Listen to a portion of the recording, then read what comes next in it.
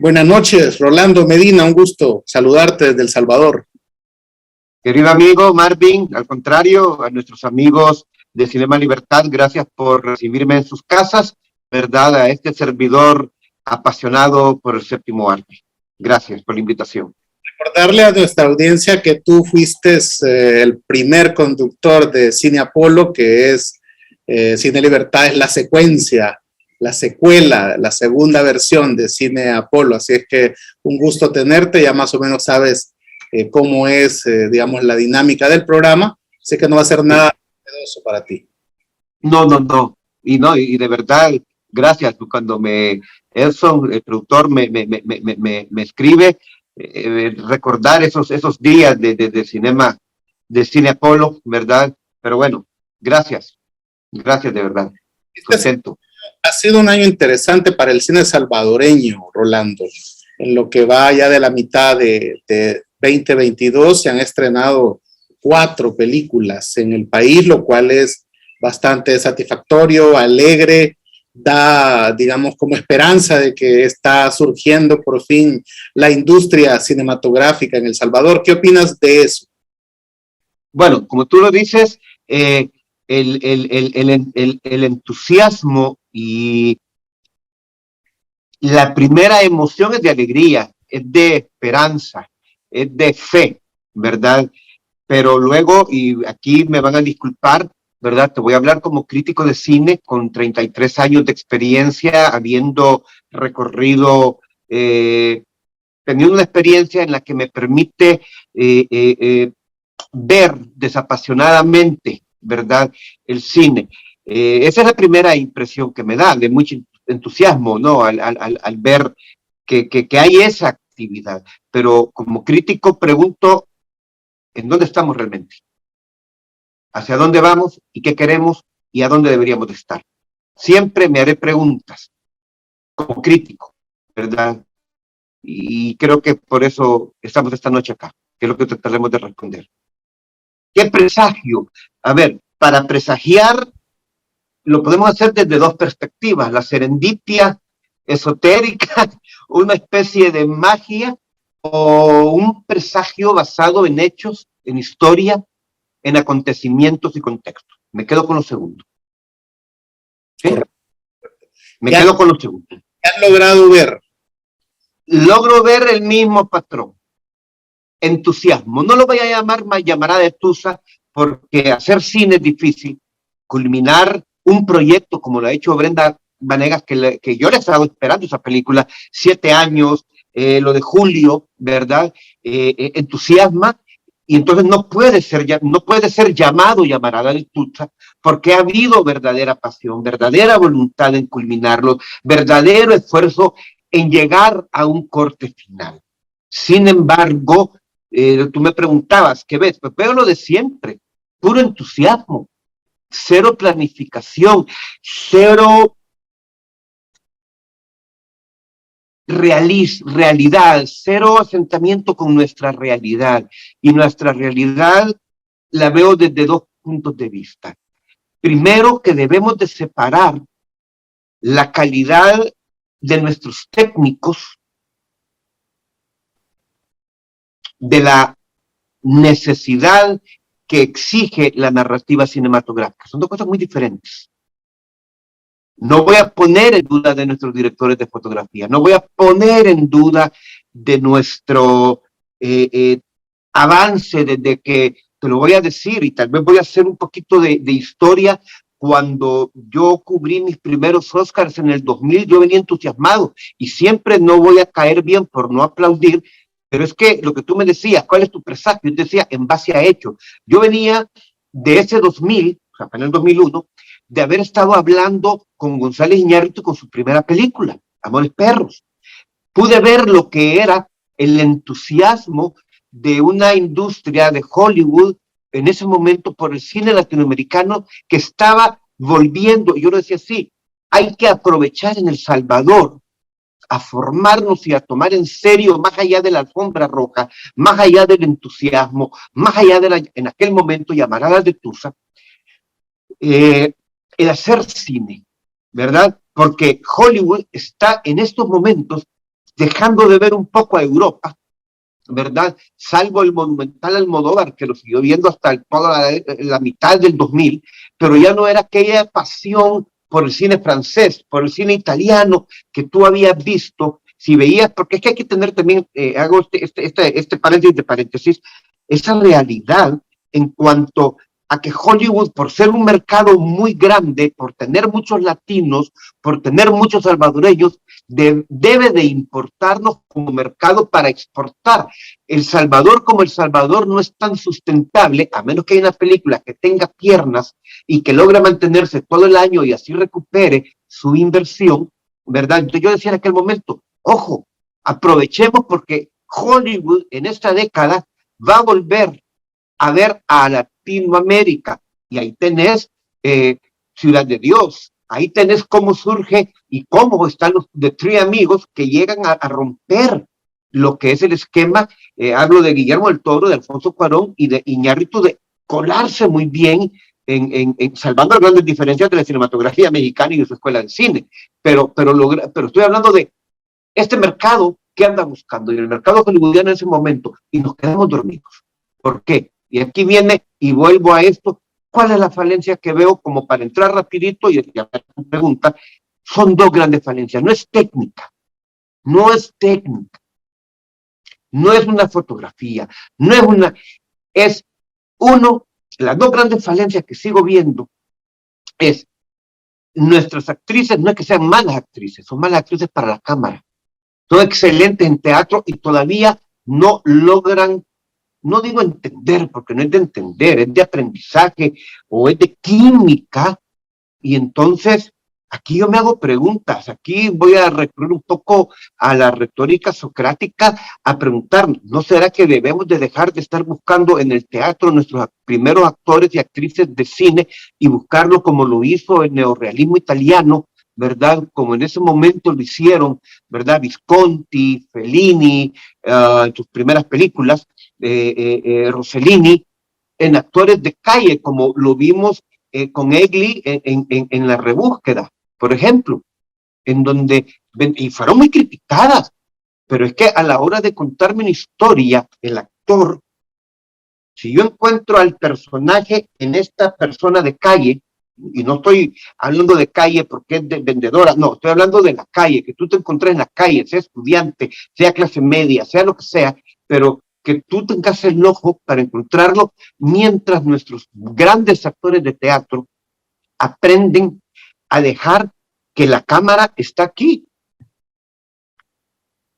como me he acercado, pero siguen hablándole a la última fila, y se nota, la cámara es, en ese sentido es despiadada, y lo otro es la escritura.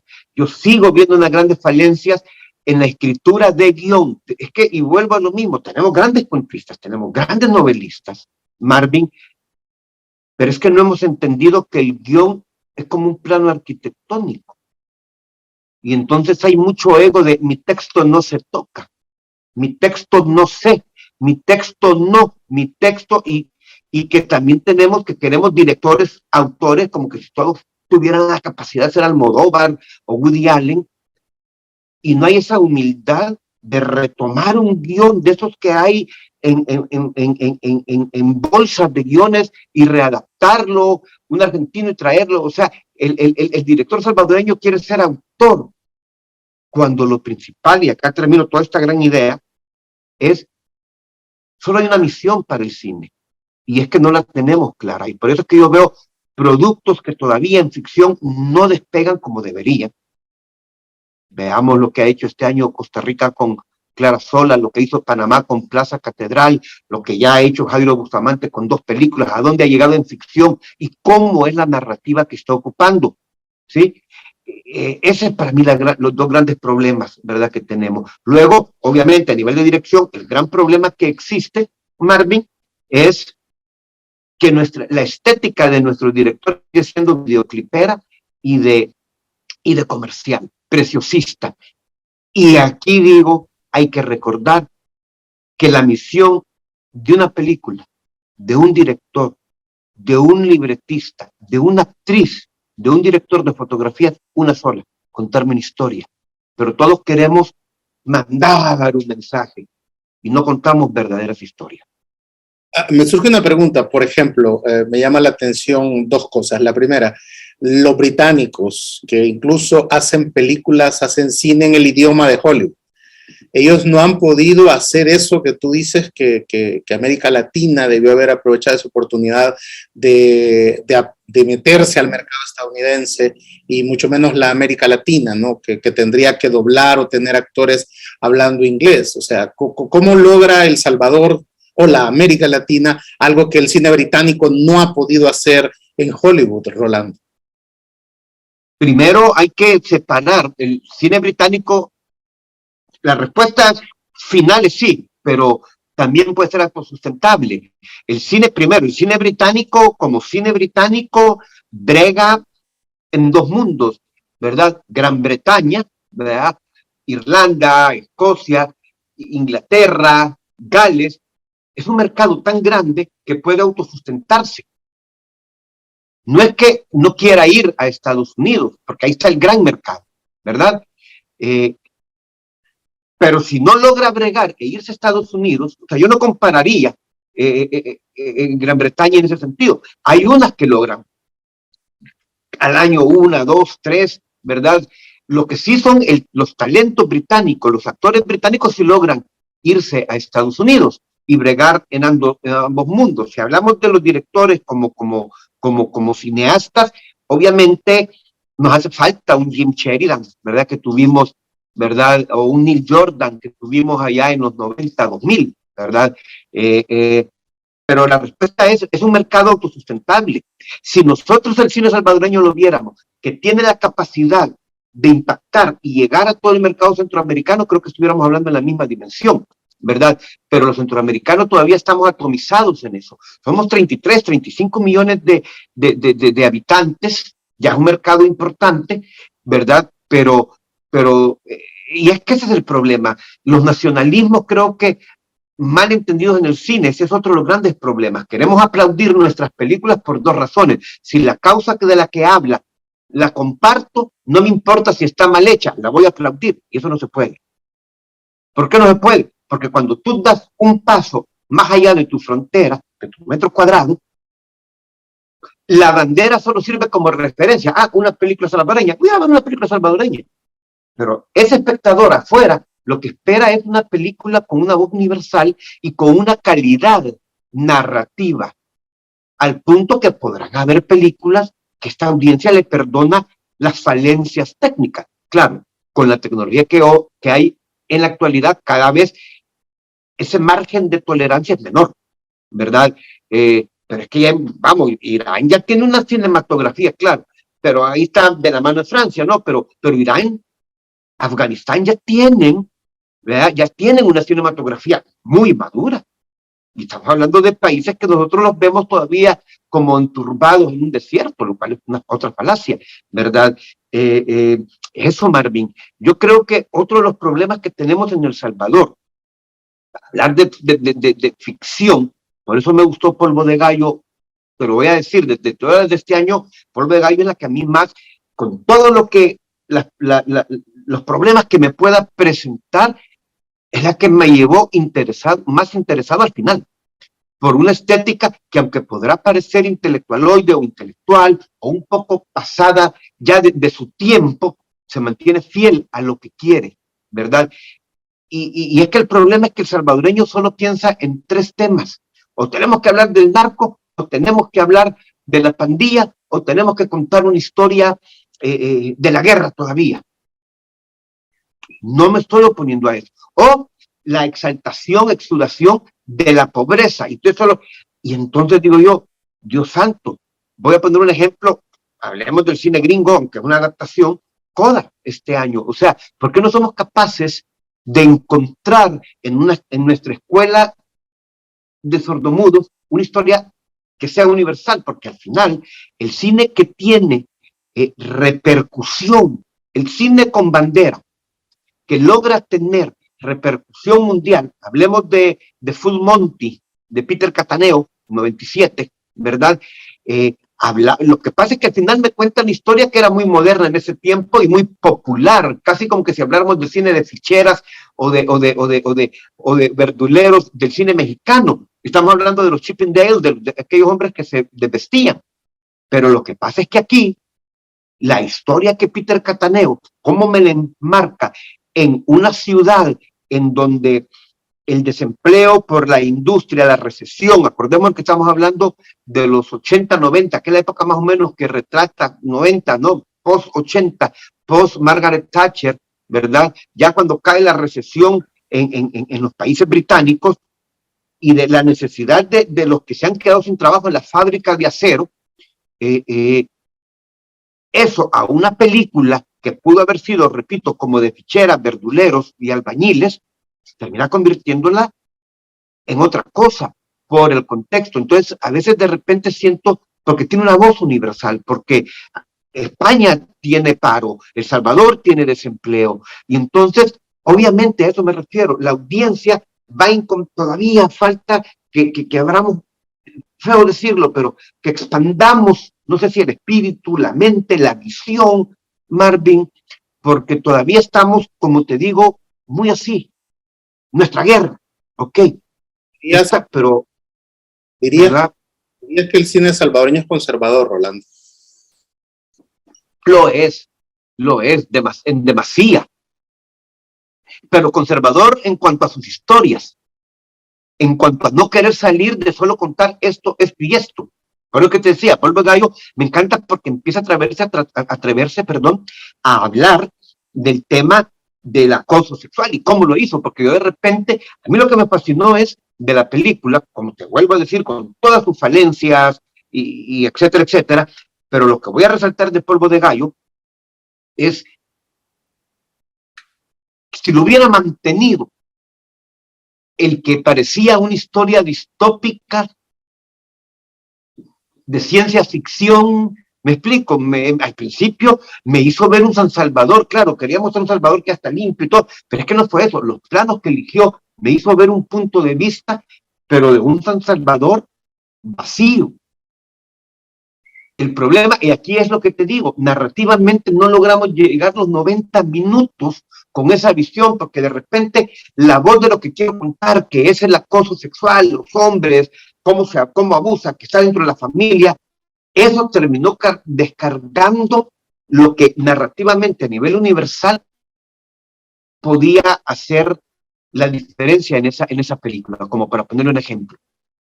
La otra parte que me interesó fue, por ejemplo, recuerdo cuando fui a hacer una pasantía a la Filmoteca Española en Madrid y pasé entre la Filmoteca Española y el Cine Doré y descubrí ahí algo que los españoles le llaman el cine de la transición, que no sé si tú tienes, digamos, conocimiento de español, y específicamente quedé impresionado con el cine, no sé si te gusta, de la iglesia, el cine de Eloy de la iglesia, ¿no? Que utiliza precisamente gente que no eran actores y cuenta historias a partir de gente que no eran actores, que eran gente de Vallecas, de los barrios, y así incluso descubre a muchos actores que después pasan a hacerse famosos. Yo miraría en el cine de la iglesia el antecedente al cine almodovariano, por ejemplo, ¿verdad? Ese cine de la transición es el que después va a dar esa genialidad de Pedro Almodóvar. ¿Creerías que El Salvador puede atreverse a irse a las calles, a los barrios, a los municipios, a las zonas rurales y encontrar ahí, digamos, a esos actores que cuenten bien las historias en las que El Salvador, tú y yo sabemos, es rico en historias, pero como que le cuesta encontrar los actores? Comparto contigo eso, lo hemos dicho muchas veces aquí en Cine Libertad, que el guión y los actores es precisamente en lo que hay que trabajar. ¿Crees que se podría hacer algo así como ese cine de la transición? Y si crees, ¿cómo debería de hacerlo El Salvador? Tú que, por ejemplo, estás en España y conoces El Salvador. Mira, decir que como creo, pues es que hay mil formas de hacerlo. Y solo hay una, hacerlo bien. Te lo vuelvo a decir, dejar el ego de lado, los directores, olvidar la alfombra roja, olvidar el estreno, por una parte, olvidar los escritores que me están tocando mi texto, olvidar el director que él quiere ser escritor-director, a eso me refiero con autor, pero sobre todo, es lo que tú dijiste, historias en Salvador, es que somos ricos, pero tenemos algo, no sé, es un no sé qué, que siempre nos anclamos a lo mismo y volvemos a la misma historia y no entendemos que, como tú decís, esta etapa del cine español, por ejemplo, a ver, lo rico del cine de Almodóvar, el primer cine de Almodóvar, es que él es la bandera del cine del destape, ¿no? De la movida madrileña. Pero hay que entender y hay que explicar un poquito y aquí viene, nuestros cineastas no estudian, vende menos el estudio, la academia, la historia, pero es que si tú no ves cómo Alemania hizo después de la Primera Guerra, durante la Primera Guerra Mundial, no lleguemos al cine de propaganda, porque ahí es donde Alemania pierde, hablemos de todo el expresionismo alemán, ¿verdad? Hablemos del neorrealismo italiano antes de empezar ya el romanticismo, ya en los 60, los primeros años después de la guerra. Ahí creo que está nuestra respuesta. No porque acabamos de pasar una guerra, no porque es porque no hemos caminado. Es que el problema, Marvin, vuelvo a decirlo y lo voy a recalcar, y perdón si suene que es un eco de un eco, pero es que es contar un cuento, y es lo que no queremos entender. Queremos mandar mensajes, queremos desahogarnos emocional y el cine de diván, que yo le llamo, ¿verdad? Que yo tengo todos los problemas y los traumas familiares. Eso ya lo hizo Bergman, pero Bergman lo hacía con una maestría, y porque él lo que hacía era, tenía la capacidad de estudiar la naturaleza humana, no sentarse en un diván. O sea, su cine psicológico es porque él pone al ser humano en el diván, no pone al director en el diván. Esos son los grandes problemas que tenemos con algunas de nuestras películas de largometraje de ficción, pero porque principalmente no hemos entendido que el director solo me está contando un cuento. Yo te puedo contar un chiste. Ahorita les podría resultar aburrido o entretenido o desagradable o agradable o interesante o desinteresante, pero yo estoy contando un cuento de el cine salvadoreño, cómo lo veo y cómo pudiera ser. Estoy teniendo un viaje en esta narración. Eso es contar una película, pero si yo no tengo claro de dónde parto, a dónde termino, porque solamente estoy pensando en mi causa. ¿Cuál es mi causa? Voy a hablar sobre las pandillas, pero ¿cuál es la historia en tus pandillas? A ver, de repente no hemos entendido que, por ejemplo, para hablar algo sobre los barrios, hablemos de La Campanera. Pues no es a ver, no pudo haber sido, a ver, Fernando Meirelles hubiera hecho en La Campanera Ciudad de Dios, pero no está hablando de La Campanera, está hablando de C, uno de los habitantes de ahí que no quiere pertenecer a la pandilla, el otro se metió, pero eso no quiere ser fotógrafo. Y la historia es, ¿cuál es la historia? ¿Cómo comienza y cómo termina la película? ¿Y cuál es todo el viaje de Ciudad de Dios? Que él como fotógrafo, que quiere ser fotógrafo, fotoperiodista, está en un momento dado, y entonces la película me va a contar la historia de cómo él tomó la foto de su vida. ¿Me explico? Entonces, Fernando Meirelles nunca se sale de ese marco de estoy contando la historia de cómo se tomó la foto de su vida en una favela con un pandillero. Me explico. Esa es la visión que creo que nos hace falta. Ese es el camino. Encontrar qué historia quiero contar y no salirme de ahí, y que todo lo demás, que es mi causa, que es mi realidad, que es lo que yo quiero contar, que es que tenemos guerra, que tenemos posguerra, que tenemos corrupción, que tenemos pandillas, que tenemos esto, que tenemos lo otro, es un trasfondo, son capas. Cuéntenme un cuento como Blancanieves, cuéntenme un cuento como El Hombre del Norte. Y creo que por ahí va la cosa, pero tenemos que entender eso. O sea, no tenemos como el cine salvadoreño, pues, ¿verdad? Tienen que entenderlo, que no son más que contadores de cuentos. Piensen en los bardos, piensen en los juglares. Y entonces tienen que estudiar cómo hizo Alemania en esta etapa, como tú me decís. La etapa de la transición española, estudienla. ¿Qué temas trataba? ¿Cómo los trataba? ¿Cuáles son las películas icónicas? Y siéntense a ver 10 películas, estudienla, no para copiarla, para entender por qué ese director encontró una historia y encontró una voz y cómo la encontró. Es que esas son las cosas que hay que hacer. Ese es el trabajo. Lenguaje cinematográfico, ¿verdad? Hay que encontrarlo. Rolando, el cine, sí, de la entrevista y comentarte que esta noche, después de estar hablando contigo, vamos a presentar King Kong, la primera versión. Así es que sé que tú también la presentaste en Cine Apolo, así es que eso es lo que presentamos. Quiero agradecerte, te doy tiempo para despedirte desde España con el público de Cine Libertad aquí en El Salvador, Rolando. Bueno, queridos amigos, mis queridos coterráneos salvadoreños, a ti Marvin, mis respetos. Sigan soñando, como yo digo, sueño cine, vivo cine, como cine, ¿verdad? Seamos cine, pero seamos cuentistas en cine. Eso es lo que los puedo dejar. Disfruten King Kong. Esta es de las películas que a mí me ayuda a explicar por qué no hay que satanizar los efectos especiales, sino los efectos especiales necesarios en ese momento para tener a ese gorilita. No hay historia, no hay película, pero los efectos especiales deben de servir narrativamente a la historia, al cuento. Espero que El Salvador siga buscando, siga y encuentre cómo salirse del entusiasmo. Es lo que yo pido, es lo que yo anhelo. Espero tener vida para ver una película como Chcanul, como Clara Sola. En ficción, en documental estamos muy bien. Ficción. Tú lo dijiste, actores, libretistas, necesitamos libretistas de cine, y ese es otro pisto, y que los directores quieran contar el cuento y no una idea. Buenas noches. Buenas noches. Bueno, como ya lo dijimos con Rolando, vamos a ver pausa y luego regresamos con King Kong, la versión original.